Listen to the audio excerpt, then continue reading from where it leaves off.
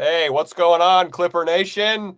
How's everybody doing? Welcome to Season 3, Episode 45 of Clips and Dip. I am Chuck Mockler, joined with a fresh-cutted Adam Oslin. William Updike is here as well. We got the full crew here to talk about all the hellish things that have been happening recently for the Clippers. We're going to talk the trade, too. I don't know. If you're listening to us, thank you so much for listening. If you'd like to watch us, find us at youtube.com/@ClippersPodcast. Like I said, we're going to talk everything that's gone wrong over these last 3 games. We're going to talk maybe if the bench can help us out. Before we get into it, fellas, Adam, you've been having to answer to the public over at AM 570. How are you doing amidst this 3-game losing skid? I mean, I would have to answer to him if I didn't have them all in timeout, baby. Yeah, it's been rough. A lot of panic setting in. Kawhi's done. Clippers are cooked. All these things are happening right now, but I think a lot of it is just angst from the Lakers getting Luka and then blowing out the Clippers, and then you lose in a different way where you're up 22. And you should have been the team blowing out a different team wearing yellow out there. Instead, they gave that game away last night. So I understand the frustration. Yeah, that was not ideal. Will, how are you doing? How are you holding up? I'm doing all right. It's weird. It hasn't been that long since we've last talked, but it feels like years. This was a pretty entertaining trade deadline. Maybe not the hugest names move, but there was quite a bit of movement. And I think that is one of those things to take in context too. Is I think Clipper fans maybe feel a little bit differently if there wasn't this backdrop of the team performing so poorly without some sort of major move, because I know that that's kind of what everyone gets excited about. But there appears to still be a vision that we're headed towards. We haven't completely veered away from that at the trade deadline, which I think is actually a really good thing. And it's also just one of those things where I like that the Clippers aren't tying up more future assets to sort of open or extend a championship window that they really don't even know is there if Kawhi Leonard isn't healthy. They don't know it's our year? Yeah, bro, get Larry on the phone. Damn, I thought they were listeners. Yeah, that's why you don't need a trade. Yeah. Yeah. I wonder, there's no way that any player, if Bogdan's listening, what's up, Bogdan? Hope you're doing good. Bogey's in here? Yeah, Bogey in the chat. I didn't realize how old he was. I guess I thought he was a little younger. Serbian basketball players, they can play forever. He's got a real young face, so good on him. He's got a moisturizing. He also has a yee ass haircut that someone pointed out they like because it shows that he's not scared of anybody, which I appreciate. The Clippers have lost 3 in a row. We can talk about the turnovers. The defense has been horrid. There's no release valve. What is going on? Is it just fatigue? Because we look at some of let's start with the turnovers. 19 versus the Pacers last night, which is a lot. Didn't even have that many in the 2 games before that against the Lakers and Raptors. But what do we see? It's just no one can start the offense other than James Harden, and even he is having trouble. Yeah, it's looked a little lugubrious on that end, and then just so much of when this team is firing on all cylinders, it's creating offense off of their defense, and we just haven't seen as much of that recently. And I'm hoping that's just coming down to fatigue, because the game plan hasn't really changed. The personnel, even after the trade deadline, is largely the same. So you got to think that there is sort of a fatigue component wearing in, and it is difficult because I feel like the Clippers find themselves in this situation time and time again, sort of limping into the All-Star break, which is never really where you want to be. It is understandable, I mean, we've all worked jobs, we've all had that kind of Thursday, if you know what I'm talking about. But it's just coming at a really poor time, because there seems to be there's other teams in the West who, after this trade deadline, are certainly looking to ascend. It's already a very tight conference with really only one spot separating them from having to play their way into the playoffs. It couldn't be coming at a worse time. But my hope is that this is one of those things that they can right the ship post a little bit of a break. And the schedule also, they played a 5-7, then they basically have played every other day. up until tomorrow, which is brutal. Then they have a back-to-back when they come back. But Adam, what are you seeing from this off? I love the point, Will, about defense leading to offense. They have 120 defensive rating over the last 3 games. Not good, very bad. And yeah, I don't know, Adam. How are you feeling, man? You had to watch the game in person last night, which feels like you should get a raise for. It goes back even further to me because if you go back 7 games, they are 19th defensively over that time. And I think part of this is they're not creating the turnovers and getting as many points off of turnovers where they're second best in the league to OKC over the last 7 games. Last 7 games are only creating 12 turnovers per game. On the season, they're a little over 15 per game.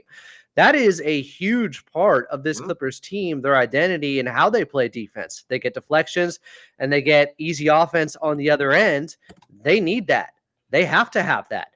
And they haven't recently. I think it could be tired legs. I take your point about playing every other day. I think that's part of what's been going on with Kawhi the last 3 games. He's looked a little bit gassed at times, and his minutes have gone up. So while he's kind of trying to get his wind, his minutes are going up. I think it's going to take time to stabilize. But yeah, I think, look, last night was a little bit different because their defense was pretty darn good in the half court. But when you have 19 turnovers leading to 32 points, you shouldn't win that game. And guys, there was a 28-point turnaround in 11 minutes in the second quarter. 28-point turnaround in 11 minutes because at one point they had 6 straight turnovers, and there was a 19-point turnaround in less than 3 minutes around the 3-minute mark of the second quarter. That's fucking crazy. Well, and you talked about ball pressure and the Clippers creating opportunities. The Pacers only had 7 turnovers. Like, you got 19, and the other team has 7. That's a pretty tough game to win. You could just give me that part of the box score, and I'd say they probably lost. And that is the Pacers game. I think they're top 10 in transition scoring. So that plays right into their hand. They have guys on the bench who can run.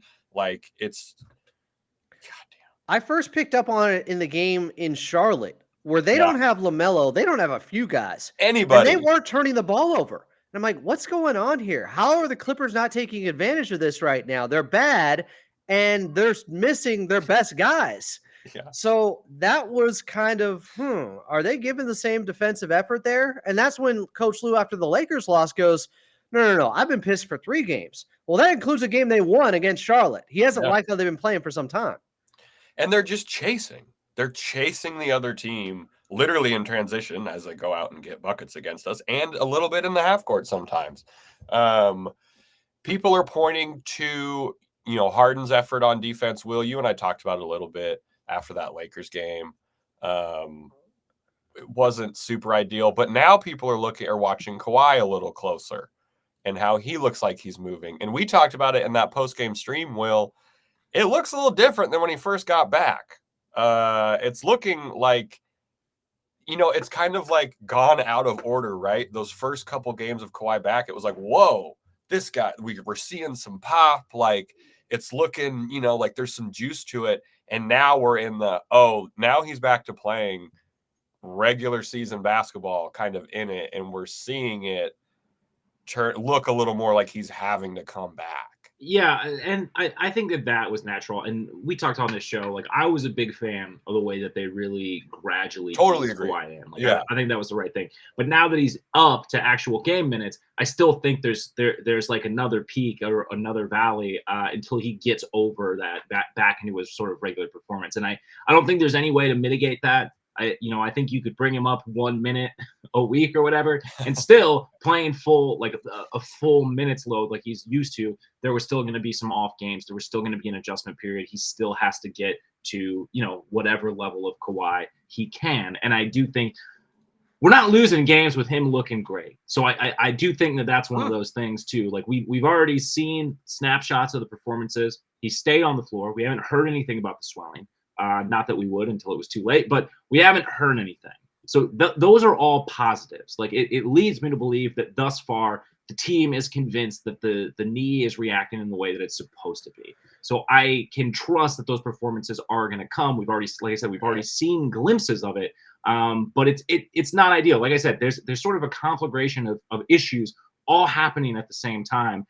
with internal and external forces that just it doesn't feel great right now. But I do think give it a week. and you might feel a little different is all I'm going to say. It'll be great during the All-Star break. I'll feel different then too. Yeah, no shit. Will, did you read a thesaurus before this episode? Because you've been dropping some. No, am I fucking it up? That's my bad. No, I'm fine with it. I was like, damn, let's do it. Yeah, let's up this new, trade deadline. We got some, Silver bows. I've heard of books. I've heard of them. Both Can't paper, read, but... both paper and hardcover. You don't walk around like LeBron with just the first page, right? Oh, I do that. If I'm at a, yeah, oh yes. No, I'm just ripping the covers off and putting them in picture frames on the wall. I'm on page 1 of War and Peace. I really like it so far. Adam, what are you seeing from Kawhi's defense? Is it just, I mean, the rest is obviously going to help him coming up, and I think they might have another little rough stretch out of the break until they get things back in. And I'm not super worried about this in the long term for playoffs yet, but if we come back and, March, some are saying we were playing 17 games that month. Talk about a test. Are we sure it's not 18 now? Yeah, it might be. Yeah, they might be doing a game a day. But I don't think the long-term worry is ready yet. But I would like to. So they got the Jazz on Saturday, and then they got a back-to-back before the All-Star break. Let's go 2-1. Like, where are you at on Kawhi's defense? Do we just kind of? I mean, we just kind of have to ride this out. It seems. Yeah, I take a little bit of the other size. Some of Kawhi's defense hasn't been great, and it's looked to me like he's been a little bit tired. Some is he's gotten exposed, and it's looked like it's his fault when nobody else is helping the helper, and then Kawhi comes over late, and they're like, oh, Kawhi was late there. It's like, no, he was trying to make up for somebody else's mistake. The Zubats problem. Yeah, like it's that type of thing. I watched a possession there was a possession against the Lakers where in the second half, he was trying to ramp things up, and he had LeBron on the left wing, and LeBron had to give it up, and then Kawhi went and guarded the other guy. I forget who it was. I was like, oh, that looked pretty good right there. That looked real good. Yeah. So I think it's been a little bit spotty, but also overblown that it's been horrible or something like that out there. I would remind people, I just looked at the on-off numbers with Kawhi versus without. They got a 106 defensive rating in 13 games with Kawhi Leonard out there, which is better than their normal defensive rating and would be like best in the league. And offensively, they have a 119 number still with Kawhi out there, which is like 10 points better per 100 possessions on the offensive end. So the whole Kawhi's made us worse. Our defense is way worse and all these things. It's like, no, that's really like they've had some bad moments, but like last night, that is about their offense wrecking their defense. That is completely about their offense turning the ball over and getting all those transition points where it's really tough to play defense in those situations where you're just giving the ball up with some unbelievably pathetic turnovers at times, like just giving it up. 6 straight turnovers. I mean, is that a franchise record? 6 possessions, 6 straight turnovers? And they were by 4 different guys. Different guys were turning it over. And then they had 2 straight near the end of the game after a timeout where Norm, I think, stepped out of bounds. And then it was the James Harden one where he just got like run over at half court and gave it up. Yeah. There were some really inexcusable turnovers. That to me is less about their half court defense was pretty good last night, but you let a team like that get in transition and you're already looking gassed out there. That is, a recipe for disaster. And this is also Miles Turner played 5 minutes last night. Yeah. Like, hope his concussion is. Hey, guess how many shots Zoo got? 11. Right. So you mentioned the turnovers, and we're going to talk more a little in depth in the next segment about Bogdan's spot in the rotation and stuff like that. There is no release valve now. Like the release valve for James Harden is like shut off. Like no one can set anything up. How does that get better? And I was not a fan of how KPJ played basketball, but he could initiate an offense better than anyone else on the team, it seems. I'm not saying they shouldn't have traded him, all that stuff, but like it's kind of horrifying. I think that they're pretty confident in a buyout candidate, or I don't think they would have gone. I don't think they would have gone to that extreme at the trade deadline. Yeah, I mean, I agree with that. I also think KPJ was gone. Like, even if they don't get anyone, they'd just rather ride with, at least the front office would rather ride with Bogey and Dunn. Like last night was so extreme and so bad. And yes, they've been bad with turnovers this year. They're bottom 3, I think, in turnovers per game. Last night was something else with the amount and the bunches of turnovers that were coming. Honey bunches of turnovers that Oodles were of happening. turnovers. Like some of those are so inexcusable and so just embarrassing. They're better than that. Yeah. Yeah. I just and the vibes. Do we want to talk like obviously the vibes And are like not good. the distribution of the turnovers, though, we got to talk about too, because like James Yeah. Harden was actually pretty solid with the ball. It's just some of the other guys that you don't normally expect. Like Derrick Jones Jr. had 3. That's Kawhi. Yeah, I'm checking his 5. I wondered last night if that is the most he's ever had in a game or tied for the most. Okay, no, he had 9 once. Yeah, I was like, I don't know about that. But it's got to be one of Kawhi's pretty damn good taking care of the basketball, and to have 5, and the one he had against Siakam late in the fourth quarter before they took him out, where he played, I think, the first 10 minutes of the fourth, that looked to be fatigue, and it was a really bad turnover. And Kawhi was kind of just laying there on the ground afterwards for a second. Yeah, I want the All-Star break to be now is what I want for this team. I think I said last year this team needed 2 All-Star breaks because you remember how bad they looked. I hope it's not the same thing. I hope it's not either, and I hope I don't know what. It's. They do have 3 days coming up, so maybe that. Yeah. I see a scenario where some of these guys are looking at that and licking their lips like, man, I got 3 days coming up. I hope there's not a foot out the door, but some of the play recently kind of looks like that. I mean, in James Harden, the post-game availability, man, he looked like he's ready for the 3 days off. Like he was. What Will? You watched it right before us. What was it? 50 seconds. Yeah, it was really short, but I kind of agree with the sentiment where he's like, it's the NBA. You lose some. He's been in this league for a long time. It's a lot of games. I'm sure every team that he's been on have gone through these stretches where it's like, to people covering the team and fans, it's like all red lights are flashing. But when you're there on the court, it's kind of like, oh, just had a couple of bad days at work. Like it's like it's not ideal. Obviously, these guys want to win and they can be so much better. But I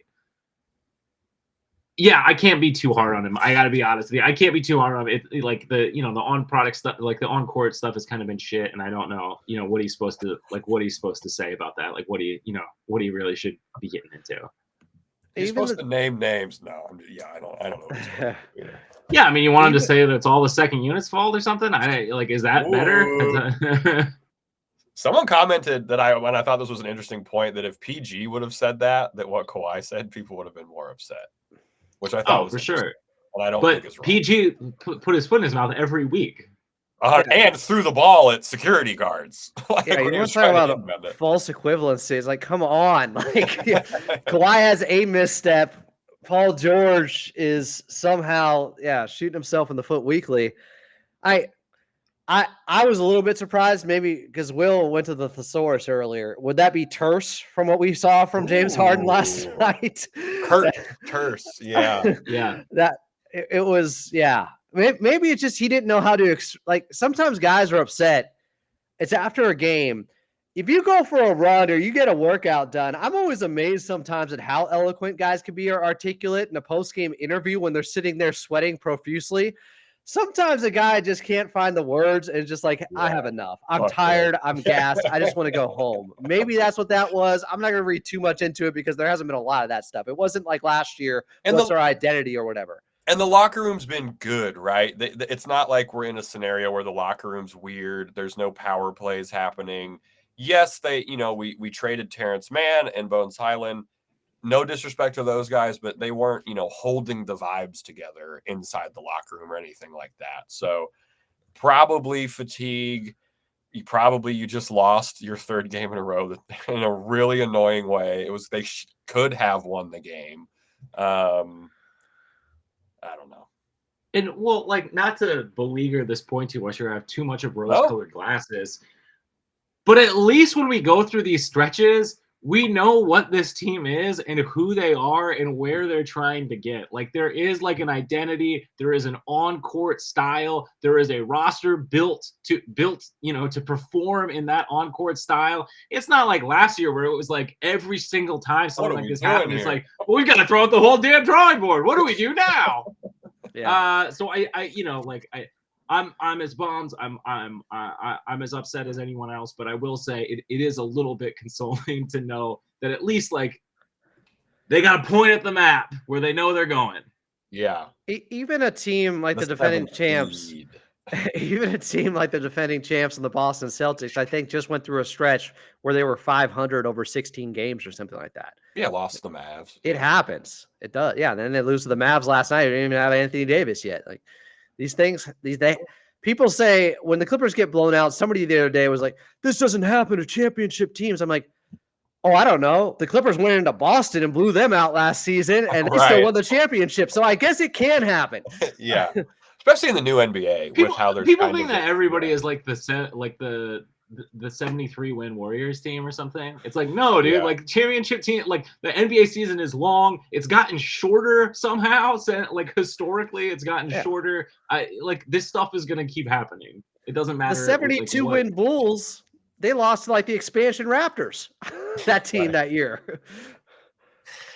It's I don't know. Let us know how you feel in the comments over at youtube.com/@ClippersPodcast. Let us know how you feel on Twitter @FollowAdamA.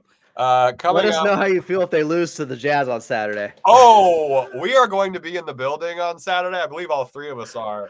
And if they lose to the Jazz, we're hanging out with Dime and we're doing the post game because I will be red hot. All right, coming up, we're talking the new look bench. There were some trades. They made lateral plus moves, as I like to call it. If you're listening, there's going to be some quick audio ads. If you're watching, just a brief little moment of zen with us. So we got rotation talk coming up in 3, 2, 1. All right, welcome back into Clips and Dip, your favorite podcast about the Clippers, I hope. Look, we wasted a lot of time at the beginning talking about things people don't care about, games, on-court stuff. Let's get into what the people actually care about. Trades, trade deadline, roster changes, moves, big and small. What happened, folks? Where are we at, guys? Who do we want to start with?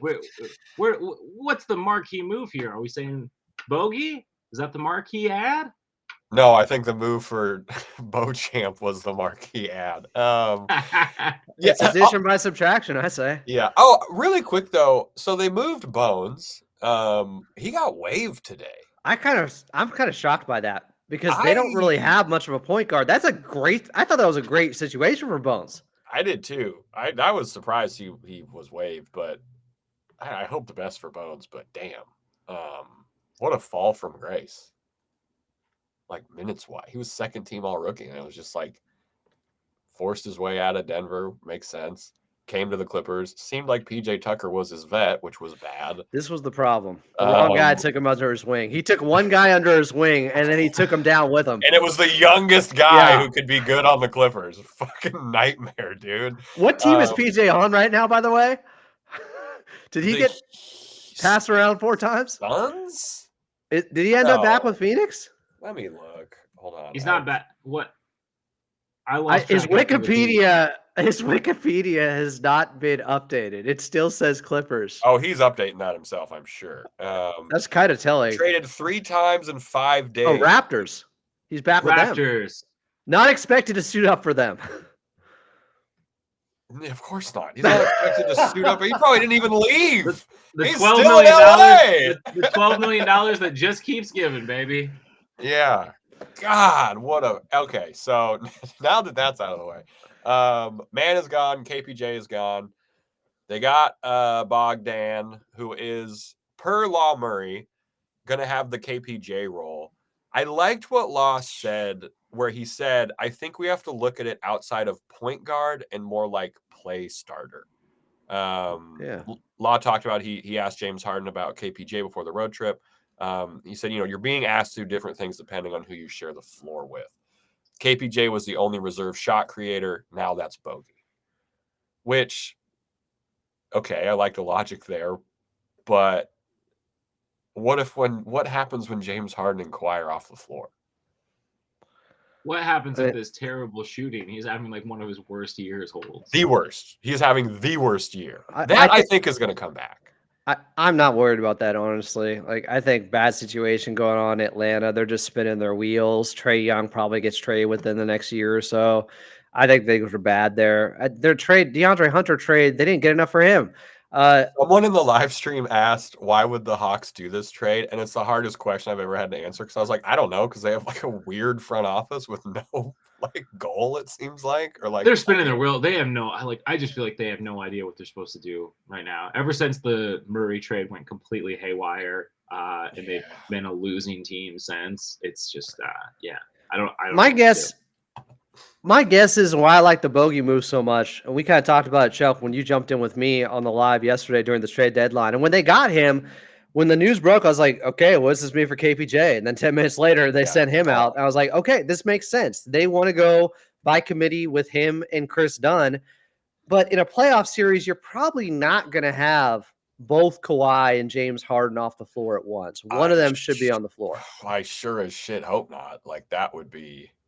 So then you're not asking them to do a ton, those guys, Bogey and Chris Dunn. And Chris Dunn, I think, has averaged 6 assists in a season before. Like, he should be. I know there have been some bad turnovers in the backcourt at critical times. Should be.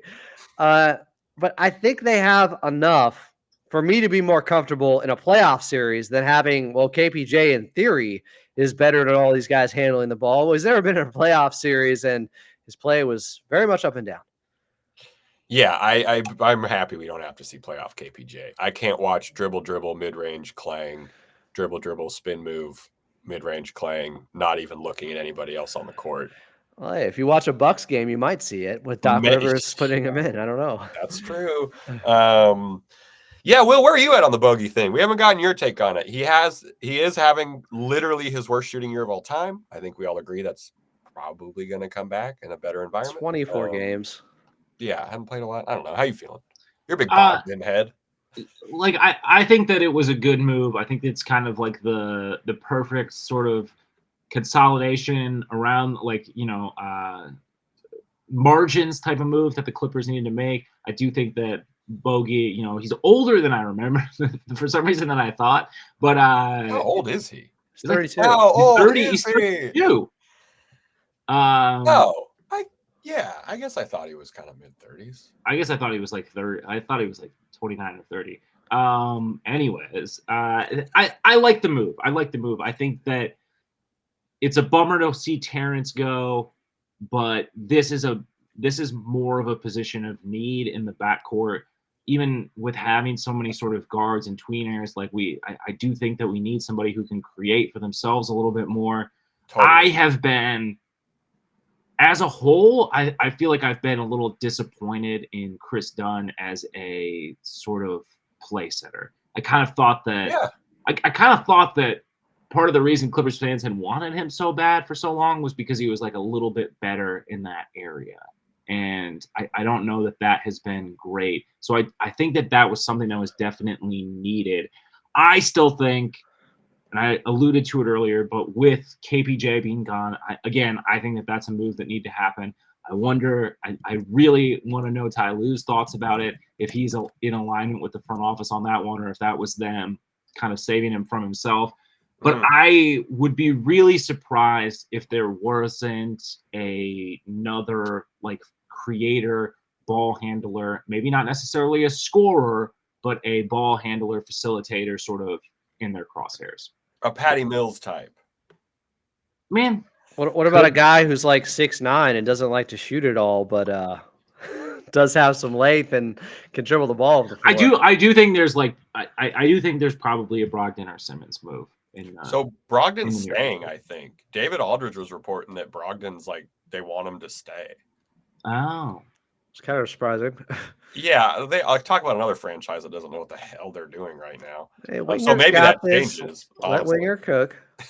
Let Winger cook. Are you the first person to ever say that?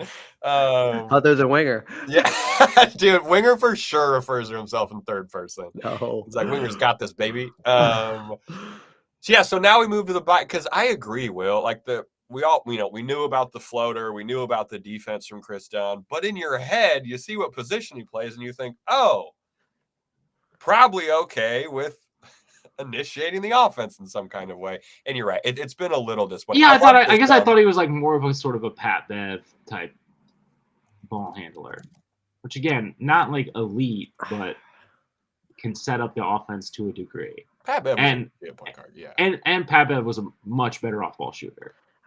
Yeah. Yeah. It has been a little bit disappointing. Aside from him being 1 for his last 22 from the outside, I thought the ball handling would be a little bit better.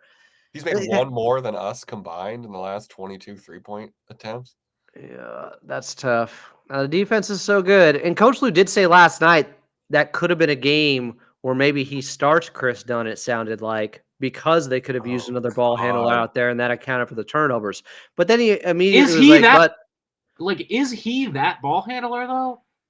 Like, well, is that what? I like, think it just alleviates some of the burden. That's just not what I'm seeing on the court.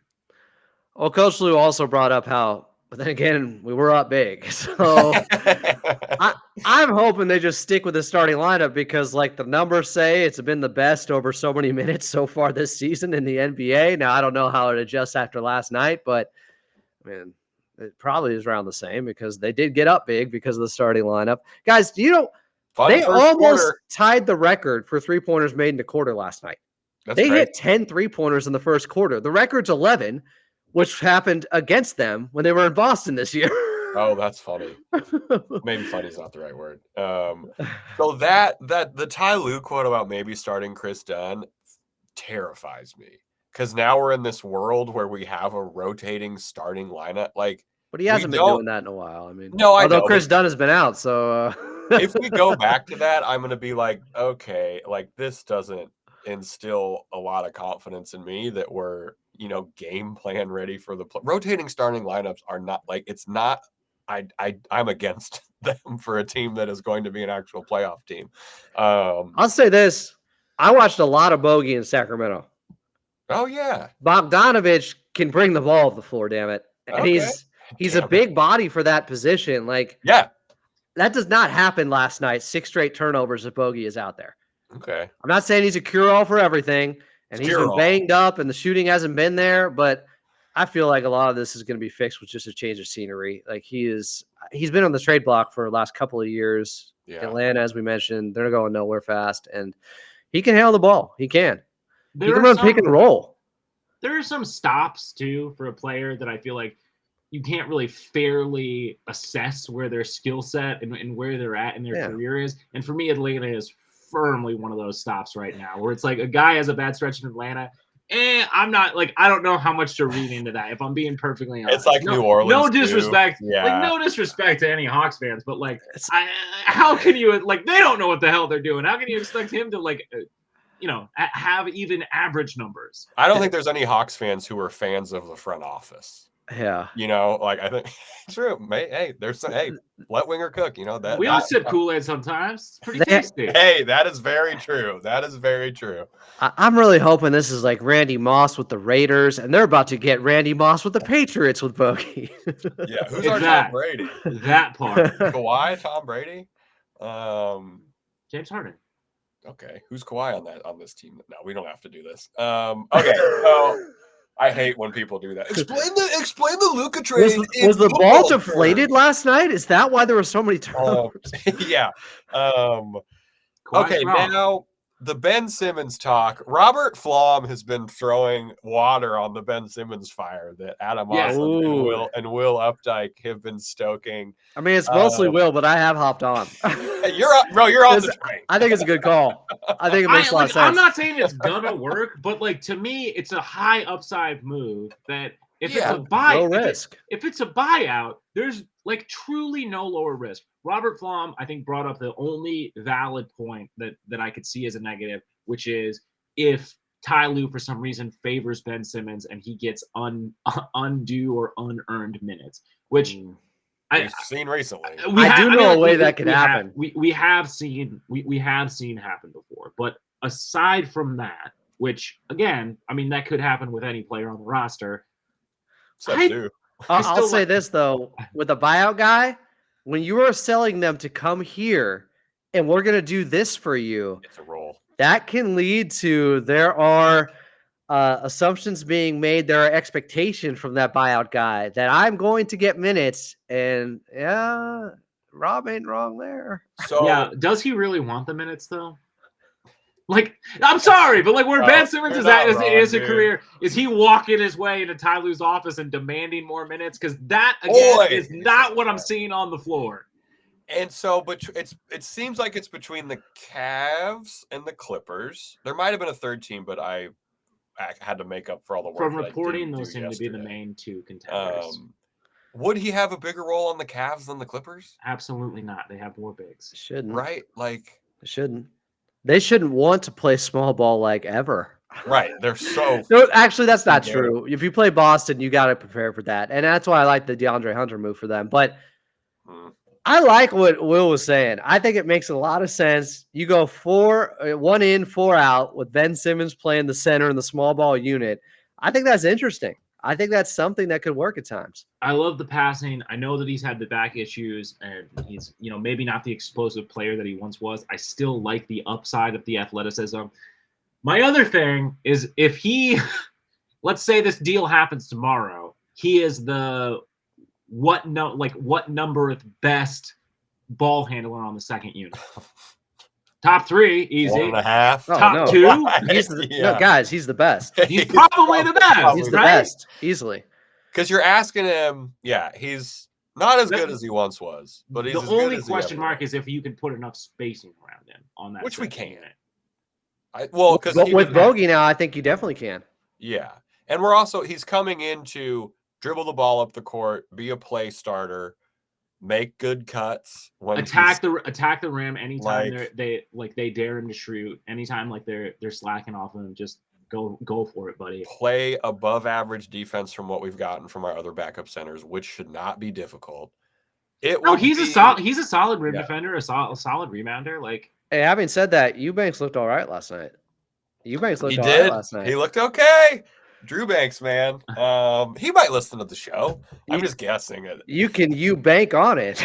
Oh yeah, we need some local ads for that. Yeah, if Eubanks makes a bank shot, the crowd should get something.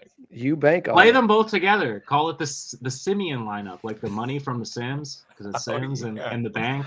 That's a good call. I like that. Man, the Sims. It's crazy that we talked about this off air beforehand. Yeah.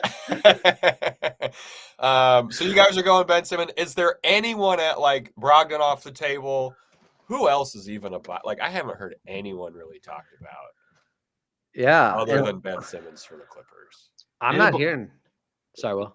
Oh no. Well, and Valanciunas got moved for about the deal that we thought. And it seemed defense. Wild reporting was out on that because initially it was 2 seconds, and then some people were saying they wanted a first, and then it ended up being 2 seconds. Yeah. And Olynyk, is not a buyout candidate. I feel like he coming into the season was somebody I could see. Is he not? For some reason, maybe I thought I heard that earlier. He might be now. I don't know. Wait, did he get waived? Pelicans trading Brandon Ingram to Raptors for Kelly Olynyk. Okay, we knew that. That's from yesterday. No, I just thought I heard somebody say he's a buyout candidate with New Orleans. I don't know. Kelly Olynyk is one of my least favorite archetypes of players, which is people who went to Gonzaga. Yeah, but he would make sense in the second. It would make sense if he was on the team. Yeah, so it's really kind of Ben Simmons or he could teach Zoo how to grow his hair out. Okay, that would be incredibly valuable for this team. We haven't even talked about that yet. Talk about a quiet trade deadline. No talks about Zoo's plan to grow his hair out to get more foul calls. All right, anything else on the roster before we look ahead to a funny Adam, how much Marion Beauchamp film have you watched? There's not a lot, so Beauchamp, that's a buyout candidate actually. I hope he stays around. He's got size. He's a wing. I don't know. You don't think he's the new Terrence Mann? I'm not that familiar with him, No. honestly. He averages Just 2 looking up the points. raw numbers. Yeah, Yeah, I don't he's Yeah, not but he plays playing. like, isn't he playing less than 5 minutes a game? He posted some highlights, like a highlight video someone made for him, and they're all from the Drew League, and they weren't incredibly impressive. So that's what I'm going. He's off what, of. 6'7" though? Could be Sure. something. Let's say they Paul. because they have an open roster spot right now. Yeah. So let's say they bring someone in on the buyout. Is that for Jordan and- Miller though? But I'm saying, like, if you bring someone in on the buyout, then to get Jordan Miller to the standard, maybe you buy out Beauchamp. I don't know. How many games does Miller have left? Like, I think he's done. I think his 50 is up. Carlo and I wow. were talking about this the other day. okay. Yeah, I don't think Beauchamp. And if we're gonna work another guy into the rotation, like I don't want that. That was getting rid of KPJ is what that was. Also the statement the team released on it was just like, here's how much he averaged. End of comment about Beauchamp joining the Clippers. Like there was no like, we value his XYZ, da da da da da. Like it was boilerplate. I thought even Patty Mills doing his introductory presser, him and Eubanks that day a couple of days ago, was being really cryptic with what his role could be, and it made me think like they tell him, yeah, this could be a place you get bought out. Also, like, but Patty Mills, if you keep somebody, I would think it would be him because he's Great being a vet. good vet. Yeah, got familiarity with some guys. And shout out to all the Australian Clippers fans. Get your Patty Mills jerseys as quickly as possible. Unclear how long those will be available for. Interesting number choice on his part, but I won't get into that on air. Coming up, we are going to be talking the Clippers playing the Jazz. Not going to go super in-depth on this. I think we all know what we want to see.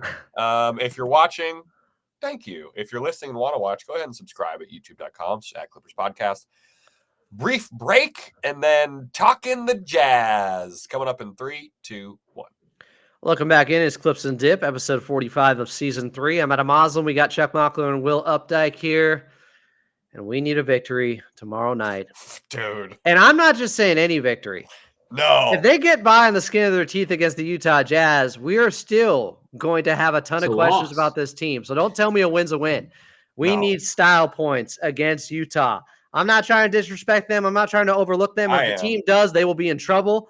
But from a viewer perspective, a fan perspective, you want to see the Clippers come out and do what they were starting to do early in that game against the Pacers and finish it off.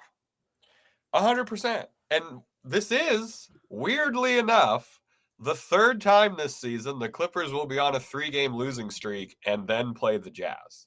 Wow. So can we really be mad at the schedule makers? Slump Busters. The Salt Lake Slump Busters. The Salt Lake Slump Busters, dude. Been there before.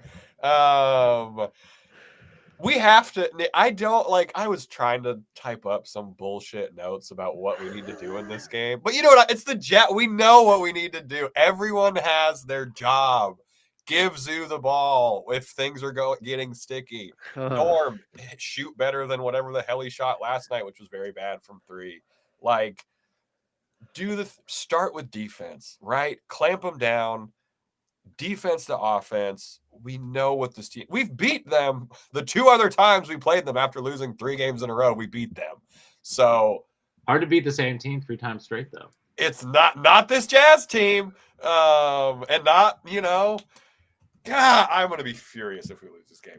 Will, do you have any actual analysis? I'm sorry I didn't put any in the breakdown, but I'm just furious from this 3-game losing streak. I mean, this is a must win. Truly, this is. They've slipped out. They're in the play-in right now. Lakers got better. It's a must-win. Hold on, guys. Hold on. I'm like double checking this. Utah has won 2 of 3, and their 2 wins are against Orlando and Golden State. I know that's not Boston and Cleveland, but they won both those games, and they almost beat Indiana.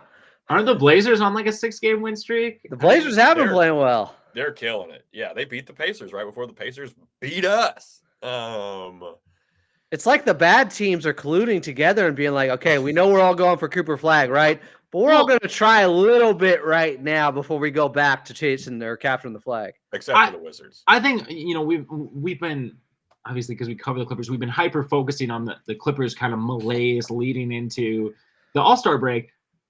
This is why you're seeing some of these younger, less experienced teams rattle off a few wins. Like this is not the only team that the fatigue sets in for. That. Sure, they've had a more shit schedule than a lot of other teams, but like this is happening across the league. It does happen across the league every year, and these are the type of teams that are going to capitalize on that and take advantage of that. And that being said, that's why they need to come out and set the sort of tone early and actually hold on to it to get this must-win game.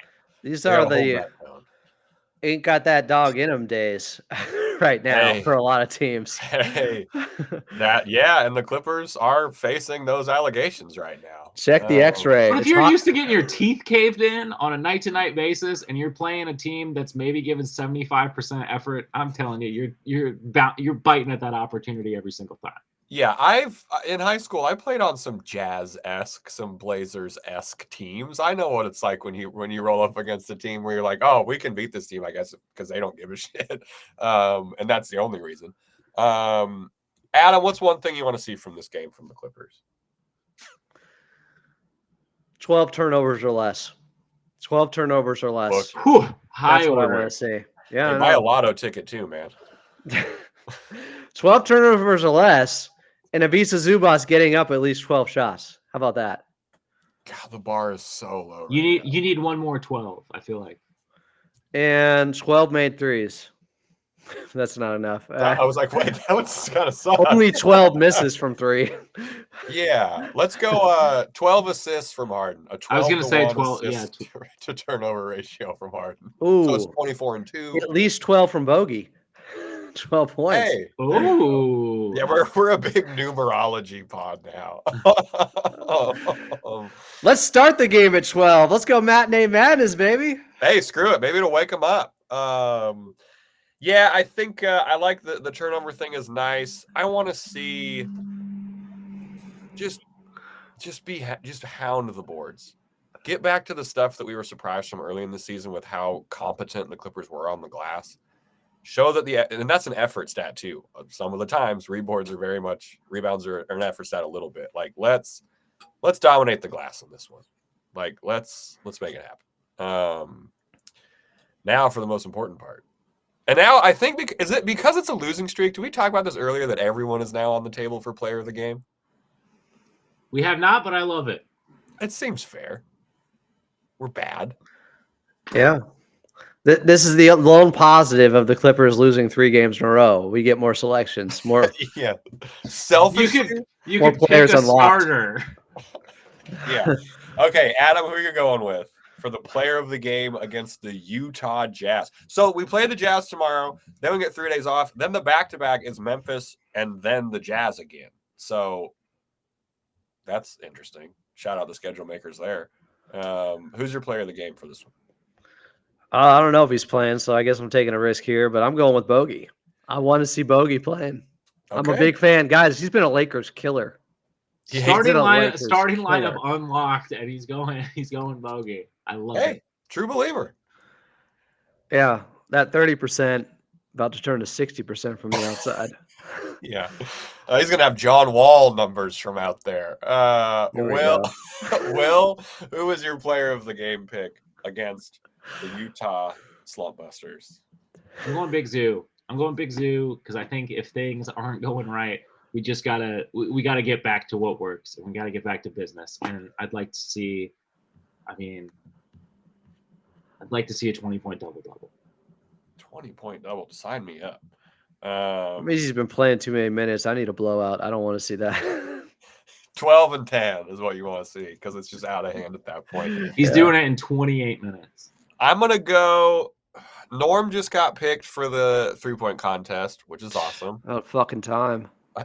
I'm sorry, but part of the reason he didn't make the All-Star team is because they didn't get him in last year in the 3-point contest, which would have put a spotlight on him and more people would recognize him and know how good he's been. I'm gonna go. Well, Norm's been so consistent. I mean, he was off last night from deep. I'm actually gonna switch it up. James Harden, the vibes that we saw in that presser. I hope Harden has a remember who I am game against the Jazz. Kevin Durant, do you know who I am game? 100%. Man, talk about a bad locker room. I hope nothing but bad things. Draymond and Jimmy, they're like this. They're on the same page. They're gonna be great. Yeah, I'm going James Harden. And if James Harden has a good game, the Clippers will most likely win this game. Anything else on this Clippers versus Jazz game? I just got the confirmation. Well, should be in the building. If you see us, come say hey. Anything else you want to talk about regarding the Jazz? SLC punked is about to go down. Hell yeah. They should still be in New Orleans, as far as I'm concerned. Okay, let's get into it. Let's open that up more. Name makes no sense now. It doesn't make any sense. What's the joke from basketball where music is illegal? They make the joke about the team moving from basketball, underrated. Love it. You guys rip on me 13, 14 more times. I swear I'm out of here. Little bitch. Dude, there's some great lines. All right, we're gonna go all watch basketball. Next game after the Jazz game is the 12th versus the Grizzlies, so there's some time off. We're not doing an episode on Sunday. We'll probably have an ep out on Monday to talk about some good things that are happening, maybe some buyout news. Will, now that the team is not playing well and people want to listen all they can about them, where can people find and share their thoughts about what they think of this podcast? Oh, yeah. Best place to find this podcast is over on youtube.com/@ClippersPodcast. You can subscribe there, hit the little bell to get notifications anytime we come out with a new vid. If you're not doing the whole video thing, or if, I don't know, you just like to listen while you're in your car or whatever, you can check us out wherever you get your podcasts. If you happen to listen over on Apple Podcasts or Spotify, leave a little rating and review. It helps us out. But however you listen to the show, we appreciate you. We do, and we just got a 5-star review on January 26th from Clipper Irv that said, been listening to these guys since Locked On and still haven't missed an episode since I've started. Adam being in the mix made the show that much better. Keep up the good work. Hey, thank you, Clipper Irv. Big Irv. Thanks, Clipper Irv. Let's go. And Adam, one positive thing. This might be your hardest one all year. One positive thing to send Clippers fans into this must-win weekend. I got a feeling. I don't want to say this. Look, that tonight's gonna be a good night. Holy shit, it might be. Then we get the girl. Then we get the khakis. Then we get the girls. Okay, Kawhi had 11 points in that fourth quarter. He played 10 minutes, I think, of that fourth quarter. We want to see him build, and hopefully he's on the injury report, and he's playing and ready to go against the Utah Jazz for another 34 minutes. Because he was just under 34 and nobody knew that was coming. So there are some good signs. As much as we've talked about, you're looking a little bit tired. I think this might just be part of the process. This is what you have to go through to get your win back because he didn't have a training camp and it's only been 13 games so far. And the minutes have just been going up slightly over the weeks. So let's see what happens. But I'm at least encouraged by 11 of his 18 points, I think, in the fourth quarter, something like that. There we go. Encourage. Trust the process. Yeah, injury report will be out around 5:30. I'll tell you what, if Kawhi's on it, we might all be back in these seats. Thank you, everyone, for hanging out. And as always, let's go Clips.